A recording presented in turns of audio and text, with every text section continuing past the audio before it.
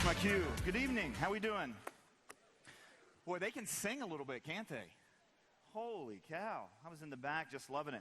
Several years ago, my wife was putting my oldest daughter to bed. I have 3 daughters and a son. Actually, 3 daughters, age 12, age 10, and age 8. And my daughters are like the persistent widow. You know that parable that Jesus told? Because they prayed for 6 years that God would give them a little brother, and we got one this year.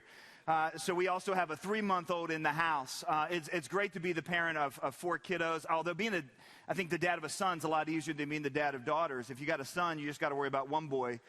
If you got daughters, you got to worry about every boy in the world. And anyway, well, my oldest daughter was like 3 years old. I was traveling, and my wife was putting her little sister to bed, and she was 1 at the time. And as they walked out of the room, Abigail, my oldest daughter, leaned in, looked at her little sister, and said, "God will be with you tonight, Anna. God will be with you." And my wife was telling me about it later. She said, "John, it was so sweet." Except then Abigail turned to me and said, "Mommy, I told Anna that God would be with her, and the other God will be with me." And I thought, oh no, I work for Chuck Colson, and my daughter is a polytheist. This is a problem. My name's John Stonestreet. I'm the president of the Colson Center and the author of a new book called A Practical Guide to Culture. We are all here because we want our children to know and love God.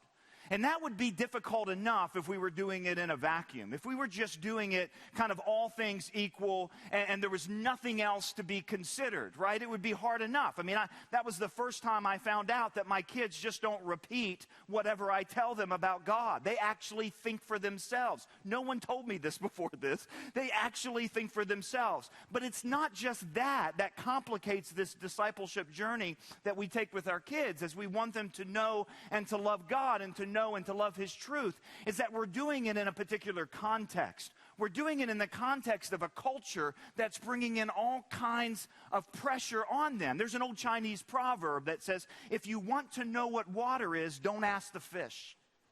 Now, why wouldn't you ask the fish? I asked a group of high schoolers that one time, and they were like, I don't know, because fish can't talk. I was like, no, that's not it. You don't ask the fish because fish don't know they're wet. And culture is to humans what fish is to water. It's just the environment in which we live and swim. And culture's most powerful aspect, the most powerful aspect of culture on our lives is just the fact that it just seems so normal. The world that we live in and the things that we confront and face and just the everyday life of turning on screens and hearing radio reports or all kinds of different things, what it is that the power of culture is just its power to make things seem normal. And when that culture takes a direction in which what seems normal ought not be normal.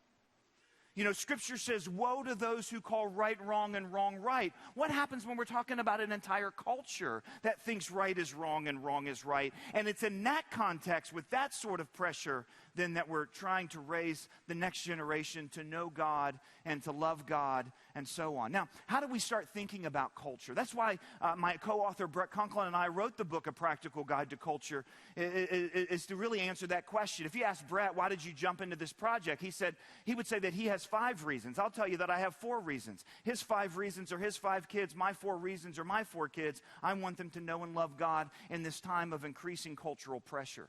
But for Christians, whenever we talk about culture, we need to start at a different place. The first thing we need to understand when we look at our cultural moment is the proper context of our cultural moment. And the proper context of our cultural moment isn't the moment itself. It's the larger story in which the moment resides. And it's that story that we read in Scripture. In other words, we start our conversation about culture by beginning with a common assumption as Christians, and that is the most true thing about our cultural moment is the most true thing about any cultural moment, and that is that Jesus Christ is risen from the dead. This is not just an item of personal belief. This is not just kind of a thing where I say, well, no, I believe that Jesus Christ rose from the dead. The earliest Christians, this was like their first barbaric yelp of reality. No. It's not true if you believe it. It's true whether you believe it or not. Jesus Christ is risen from the dead. And what that means, especially, for example, for the Apostle Peter in his first epistle, it's fascinating to me that the book of joy was written by Paul from a prison. The book of hope was written by Peter at a time when culture was about to get crazy for a group of believers. And what Peter says is, because that is true, that Christ is risen from the dead, then for the Christian, then despair is not an option. In fact, as Chuck Colson often said, despair is a sin.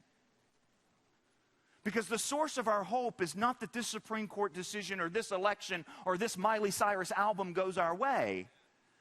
The source of our hope is that Jesus Christ is risen from the dead. Several years ago, I wrote another book with a friend named Sean McDowell. We wrote a book in 2013 before the Obergefell decision for same-sex marriage on the nation. And the title of the book was Same-Sex Marriage. People say, well, why did you write a book on same-sex marriage? I'm like, well, easy. I was hoping to make some more friends and thought that would be the best way. But I remember in researching for that book, I talked to a pastor who had been involved in the marriage amendment battle in his state on a political level, and it had failed. It had succeeded and got overturned by an activist judge. And he looked at me and he said with great despair, he said, John, it's over, we've lost. Christian, that is never true since Jesus Christ is risen from the dead. And because Jesus Christ is risen from the dead, and I take you to that sermon at Pentecost where Peter said that what's happened as he's looking back on the events of Holy Week and he's trying to explain it in the city where Jesus was crucified, he said that God has made him both Lord and Christ, this Jesus whom you crucified. So because Christ is risen, Christ is Lord. And he's not just Lord of those who believe, he's just flat out Lord with a capital L of all. Amen? And the third thing we can know to be true about our cultural moment is what Paul told the group of Epicurean and Stoic philosophers in Athens. In Acts chapter 17, he tells us an awful lot about God, but in the middle of that, and parent, I hope this is uncomfortable for you as it is for me. Paul says that God determines the exact times that people live and the boundaries of their dwelling place. So Christ is risen, Christ is Lord, and Christ has placed us in this moment. Don't you wish that last part was maybe a little bit different? I mean, sometimes you look at the culture and you're like, well, wait a minute. Why couldn't you have called me back to the 50s? Or why couldn't you call me to another time in another place? Look, there were no good old days. And God intentionally placed you and me and our children in this cultural moment. And he wants us to understand it. Now, in the book, one of the things that we do is we look at two different aspects of culture. The one aspect of culture we look at, in fact, we kind of keep that water motif. If you want to know what water is, don't ask the fish. If you want to know what culture is, you got to step out of the water and look at it.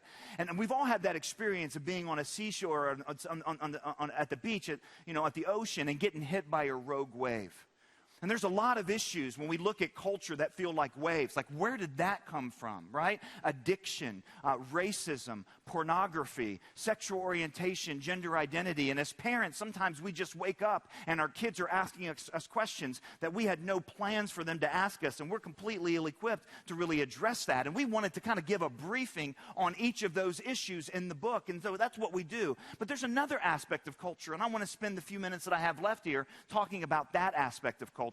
Have you ever been at the beach in the water and you look up and suddenly you're like 20 yards down from your towel?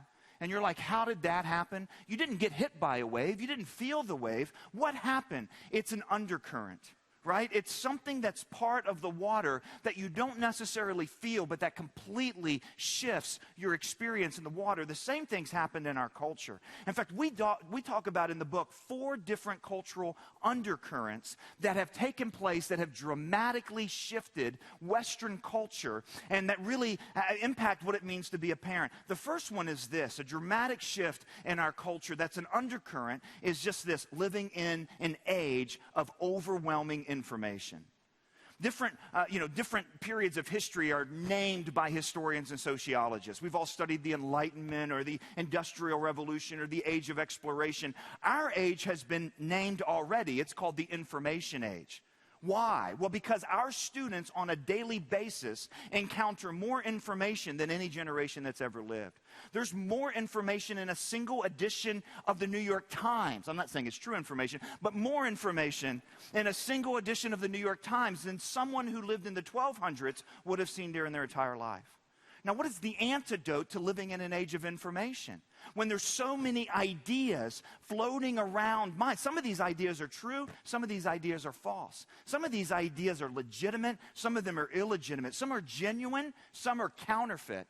So what do we need in order to navigate this culture? I think for a lot of us, we say, well, we need truth. Yes, we need truth. But if you just dump true information into a sea of information, what happens to it? It gets lost and drowned out. What Paul prayed for the church at Philippi is that their love would abound more and more in truth and in all discernment. Truth in our generation needs the partner of discernment in order to make its way around just too much information. We talk about how to do that in the cultivation and formation of a Christian worldview, that lens through which we can discern the information that's around us. The second undercurrent that we have to address in our culture is what Sherry Turkle, the MIT psychologist, calls being alone together. All she means by that is we live in an age of unbelievable connectivity but unbelievable loneliness.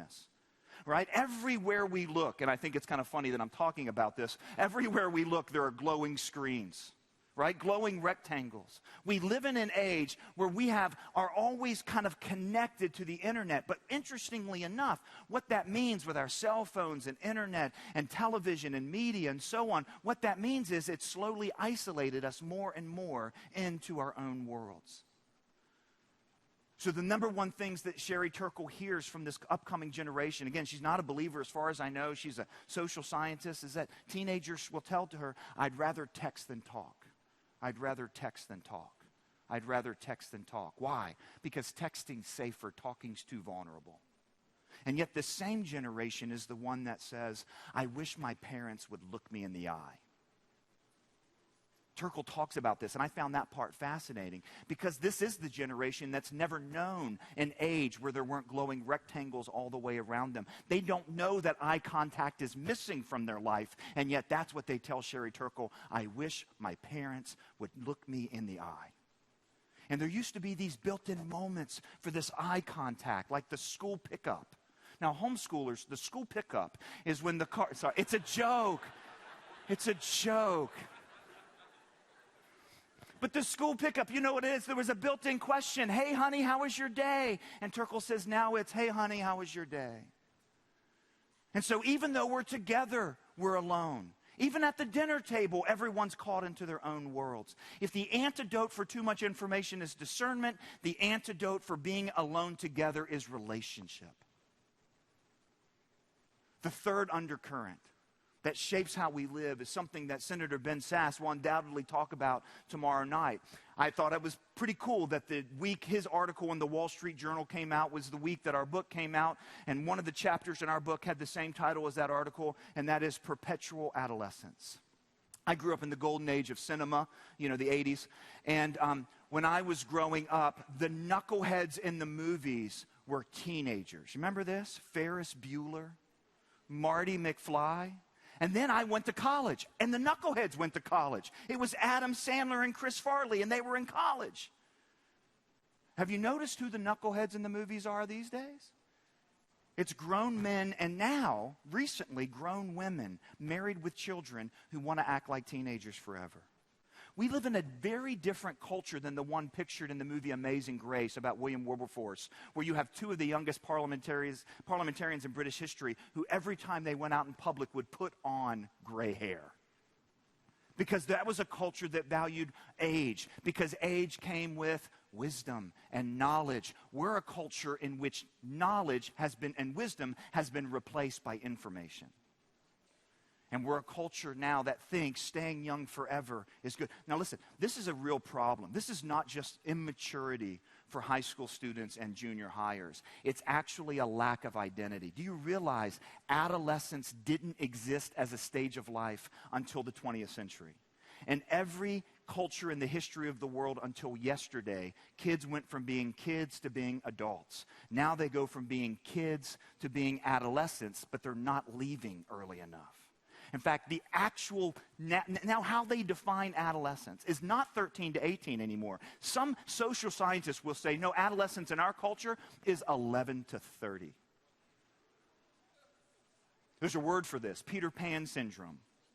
Or my favorite, failure to launch. Listen, this is an unbelievable opportunity, by the way, for Christian parents. If your kids aren't trapped in the throes of perpetual adolescence, what an unbelievable opportunity they have to be leaders among their peers and to be an influence for the gospel. And finally, the fourth undercurrent to me is the most significant. In fact, when we talk about all the things that we're going to talk about tomorrow, I'll be on a panel tomorrow talking about issues of sexual identity, or sexual orientation and gender identity. When we talk about issues of race, all of those conversations come back to an undercurrent that's been swept out from under our feet in our culture, and it's the undercurrent of the loss of identity. This is no small thing. Years ago, Rod Dreher, back in 2013, wrote an article in the American Conservative called Sex After Christianity. And his insight in that article I thought was so important, in which he said, what we've seen in our culture is not fundamentally a moral slide. It's tempting to look at all these sexual issues and say, oh yeah, what was once considered morally wrong is now considered morally right. It's a moral issue. And certainly there has been a moral slide. But Rod's insight, which is extremely important, is that that moral slide is not the root of the problem, it's the fruit of the problem. What we've fundamentally seen is not just a moral slide, but an anthropological shift. We no longer have an understanding of what it means to be human. Now, I know there's no evidence of it at this point in my life, but at one time I was an athlete, and wasn't that funny? Good heavens. I'm a basketball fan. A couple years ago, you might remember in the NBA, Jason Collins became the first male athlete of a major U.S. team sport to announce that he was a gay man. He did it in the pages of Sports Illustrated. You remember this story? I'm black, I'm gay, and I'm in the NBA. And in the middle of his article, not only did he make the announcement that he was gay, he also made the announcement that he was a Christian, and that because he saw Jesus being primarily a God of love and tolerance, that there was no conflict between that behavior and his Christian faith. Well, now, of course, I imagine it took an awful lot of courage for him to make that admission in a sports world, but if he was expecting a negative backlash, he didn't really get it. He got a lot of support, not only from NBA legends, but actually the President of the United States called him and congratulated him. And what we heard over and over and over was what we hear when someone makes an announcement like this, and that is, finally, they no longer have to hide what? Who they are. They can just, what? Be themselves. Later on that day, on a sports show called Outside the Lines, Chris Broussard, the NBA analyst, who's also a believer, was being asked about this story. And he was being asked really legitimate questions. Does this mean Jason Collins won't be signed? Will more people come out of the closet in the NBA, and so on? But then they asked Chris Broussard a very specific question. The question was, hey, Chris, you're a Christian too. What do you think not only about Jason Collins' announcement that he's gay, but that he's a Christian? Do you think that's okay, Chris? And all God's people said, awkward. I mean, how do you answer that question on national television? Well, Chris Broussard said, look, as a Christian, I think that God created sex to be in the context of marriage between a man and a woman, and anything outside of that would be a sin. How do you think that went over? Oh, man, they called him a hater and a bigot. They accused him of hating Jason Collins. Where actually, if you look at his comment, he condemned the sexual behavior of the entire NBA. But anyway, that was really the comment. What Chris Broussard was told was, you have to keep that view, what? To yourself. Now you say, John, where are you going with all of this? The history of Western civilization is diverse. There's a lot of different ideological influences coming in from the Greeks and the Romans and the secularists, from the Enlightenment, and certainly the Christians and so on. But one of the commonalities of Western civ until yesterday was that what it means to be human is to be a metaphysical creature. Now, that's a big way of saying the sort of person that asks big questions about life in the world. Is there a God? Is there truth? Who sets the rules? How do I know? It doesn't mean everyone agreed on the answers. Of course they didn't. That's one of the things that made Western civilization so rich. But what it meant to be human was to be a sort of creature who wonders these big metaphysical questions, and our behavior is on the side. So to be human is to be metaphysical with our behavior on the side. Jason Collins makes an announcement about his behavior. He's told that's who he is. Chris Broussard is asked about his metaphysical observations. He's told you have to keep that to the side. Do you see the grand shift that has taken place? From the very moment our kids are born, they hear that the single most significant thing about their identity is their sexual inclinations and orientations. You say, John, what's the antidote to that? That view of the human person is small and shriveled. And compared to that, the gospel gives us something way bigger, doesn't it? That every single person is made in the image and in the likeness of God. And for the church for too long, that's been kind of a trivia thing, like humans are made in the image of God. That has got to be one of the most significant aspects of our parenting. Not just helping people understand what to do, how to behave, and what to believe, and even who God is, but also what it means to be human. Because so many of those cultural issues rest on that question, what is a human being? There's a lot more to say. We cover a lot of it out there in the book. You can grab it at the bookstore. It's called A Practical Guide to Culture. And please know, as a parent, I'm rooting for you. It's a tough culture, isn't it? But what do we know to be true? Christ is risen from the dead. Amen. Thank you so much.